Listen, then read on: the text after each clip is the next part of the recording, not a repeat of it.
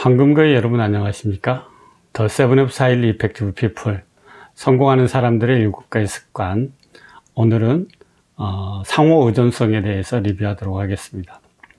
스티븐 코비는 성공하는 사람들 7가지 습관은 개인의 승리, 대인관계 승리를 거쳐서 상호 의존의 효과성을 누릴 수 있도록 하는데 필요로 하는 원칙들을 가이드하는 지침서다, 이렇게 이야기를 하고 있습니다.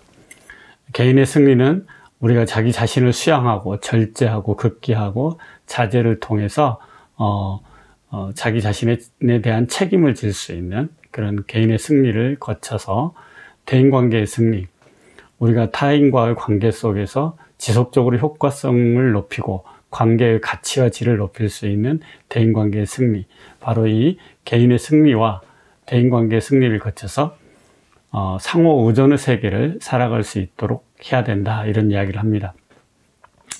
어떻게 보면 상호 의존성이란 어떤 더욱 성숙되고 어떤 진보된 개념이라 할 수 있습니다.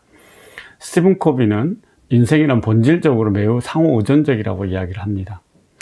독립적인 사람이 대인관계 승리, 즉 관계의 승리, 대인관계 승리를 거치고 상호 의존의 세계를 살아가기 위한 어떤 지향을 갖지 않고 단지 독립성에만 머무르면서 상호 의존적인 어떤 효과를 기대한다는 것은 마치 골프채를 가지고 테니스를 치고자 하는 것과 같다라고 할 정도로 스티븐 코비는 상호 의존의 세계가 정말 보다 더 진보된 개념이라는 것을 설명하기도 합니다.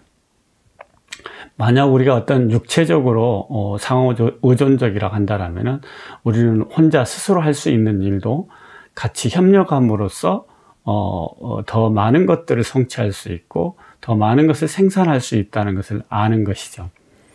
더 나아가서 우리가 감정적으로 상호 의존적이라 한다면은 내 자신의 어떤 중요함과 가치를 인정하지만 여기에서 어떤 사랑의 필요성, 다른 사람이 사랑을 주고 또 사랑을 받아야 할 필요성도 인정하는 것이죠. 그래서 함께 서로 사랑하고 사랑받는 관계를 구축해 나가려고 한다는 것이죠. 감정적으로 상호 의존적이라 한다면. 만약에 또 내가 어떤 지적으로도 상호 의존적이라 한다면은 다른 사람의 어떤 가장 좋은 생각을 내 자신의 생각으로 받아들이기도 하고 또 그걸 다시 받아들여서 재결합하기도 하고 또 나의 생각을 다른 사람에게 전달해서 그가 더 좋은 생각들로 자신의 생각들을 상승 발전시켜 나갈 수 있도록 기여하기도 한다는 겁니다. 결국 내가 상호 의존적인 사람이라면은 내 자신을 다른 사람들과 진정으로 어떤 공유하려고 하는 기회 속에 더 많이 노출하고 나아가 어떤 다른 사람이 가지고 있는 무한한 자원과 잠재력을 내가 또 접근할 수도 있는 것이죠. 바로 이런 것들이 어떻게 보면은 상호 의존의 세계가 만들어낸 어떤 기초적인 어떤 맥락이라고 할 수 있습니다. 그래서 이 상호 의존적인 사람들은 되게 웅장한 자기 세계를 구축해 나갑니다. 그래서 효과적인 상호 의존성을 만들어 가는데 습관 4, 5, 6 대인관계의 승리가 반드시 필요하다, 이렇게 이야기를 합니다. 그러면은 이런 4, 5, 6을 1, 2, 3과 4, 5, 6의 습관을 배양한 사람들은 개인의 승리와 대인관계 승리를 거쳐서 이 사람들은 그 다음부터는 어떤 것에 관심을 갖게 되냐면요, 팀워크, 협력, 협동, 관용, 또는 공감, 또 헌신, 이런 것들을 통해서 공헌하고자 하고 기여하고자 하면서 우리가 잘 돼야지 내가 잘 된다는 그런 철학을 습득하게 되어지는 것이죠. 따라서 이렇게 상호 의존성의 세계라는 것은 오직 어떤 독립성을, 개인의 승리, 어떤 독립성을 성취한 사람들이 도전할 수 있는 영역이다, 이렇게 이야기해도 과언이 아닙니다. 그래서 당신이 상대에 대해서 충분히 정서적으로 독립돼 있죠. 지적으로도 독립돼 있습니다. 하지만 상호 의존의 세계가 얼마나 큰 잠재력과 무한한 가능성의 도전인지를, 어떤 접근인지를 알기 때문에 용기를 베풀고 친절을 베풀 수 있고 또 그를 포기하지 않고 끝까지 기다려줄 수도 있는 그런 힘을 발휘하는 능력을 갖추는 것이죠. 이런 게 바로 어떤 상호 의존성의 맥락이라고 할 수 있습니다. 그래서 오래 참을 수 있고 깊이 배려할 수도 있고, 하지만 그 때문에 나의 어떤 방향성과 진취적인 목적, 어떤 목표를 포기하지 않는, 굴복하지 않는, 상대는 배려하는데 나를 굴복시키지 않는 그런 단단함과 어떤 여유를 함께 갖추게 되는 것이죠. 그래서 이 상호 의존의 세계를 추구하는 사람은 상대를 해치기는커녕 단지 돕고 싶고, 당신을 내가 도울 수 있다는 사실이 내게는 큰 기회이고, 그것을 통해서 우리는 더 많은 잠재력과 가능성이 접근할 수 있다는 것들을 알고, 함께 함으로써 서로의 약점들을 보완해서 더 큰 강점과 강력한 어떤 에너지를 생산해낼 수 있다는 것을 아는 사람들입니다. 바로 스티븐 코비는 그래서 이런 상호 의존의 단계, 상호 의존의 수준에서의 어떤 의식, 이것을 가지고 행동하고 실천하는 사람들에게 진정한 자유가 주어진다, 이렇게 이야기합니다. 그래서 스티븐 코비는 자유, 프리덤은 뭐뭐로부터의 자유가 아니라 뭐뭐 안에서의 자유, 관계 안에서의 자유가 진정한 자유라는 것입니다.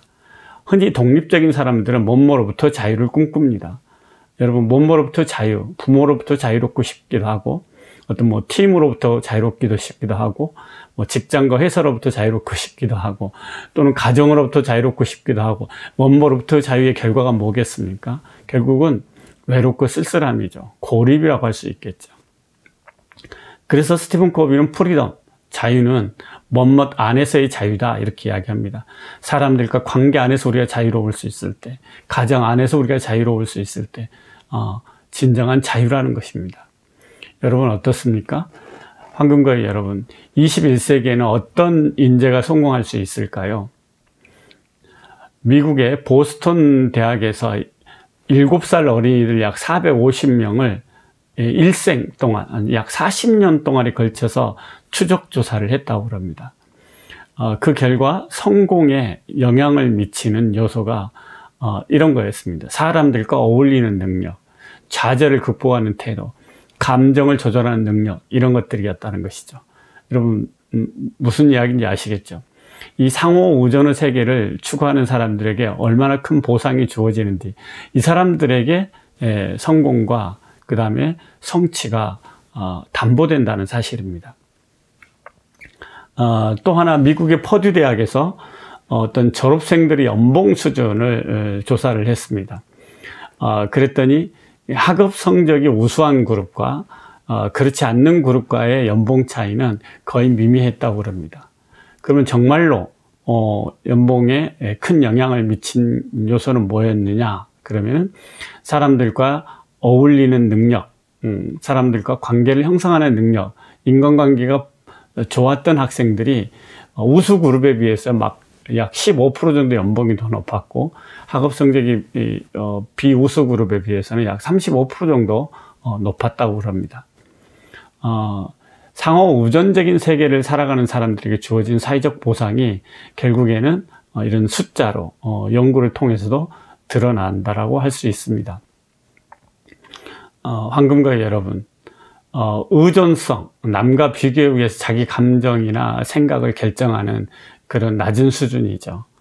그리고 모든 것을 남 탓을 하는, 또는 주변 환경 탓을 하는 이런 의존성을 가지고는 이런 팬데믹과 뉴노멀 시대를 살아갈 수가 없습니다.